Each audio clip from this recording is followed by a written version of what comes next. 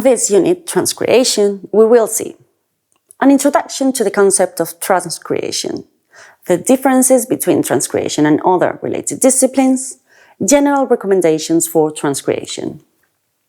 Globalization has resulted in brands wanting to advertise their products and services around the world, which has led to an increase in the need for marketing translation and transcreating services.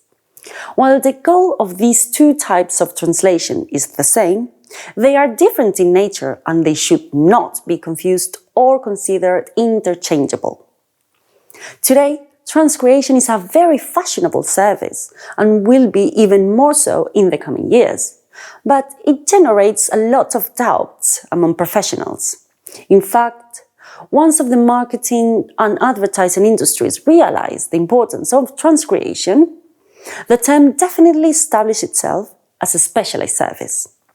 As with any other terms, such as localization, the industry develops its own terminology when it considers it as necessary or when a specific service becomes very significant. So there is a very clear practical orientation.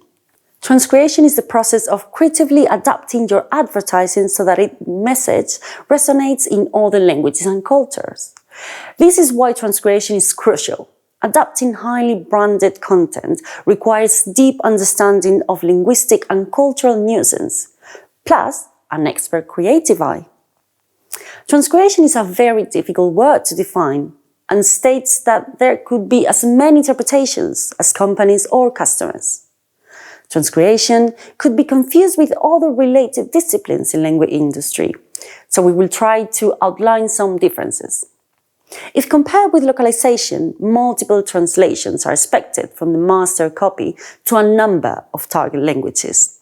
It has to do with internationalization, a closely related process prior to localization.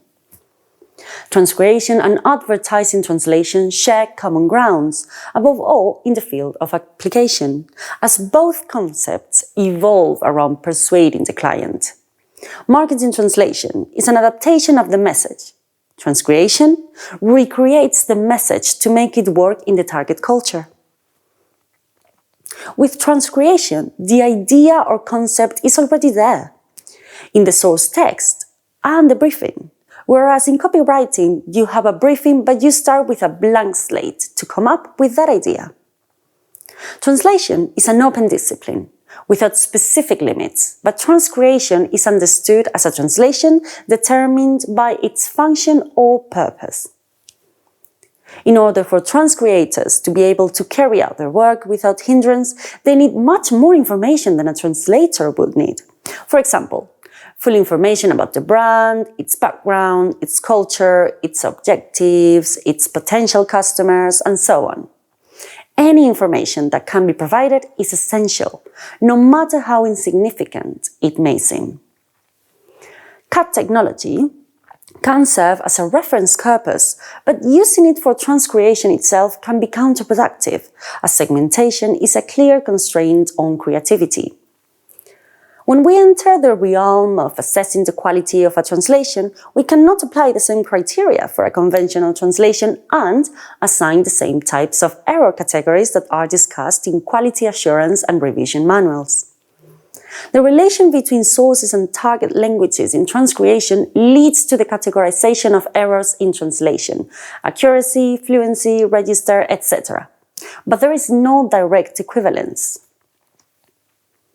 Several factors determine the outcome of a transcreation project: creative brief, research, transcreation process itself, back translation, rational, and client feedback. I hope you enjoyed this unit. You can complete this introduction with the materials available in the platform. See you in the next video.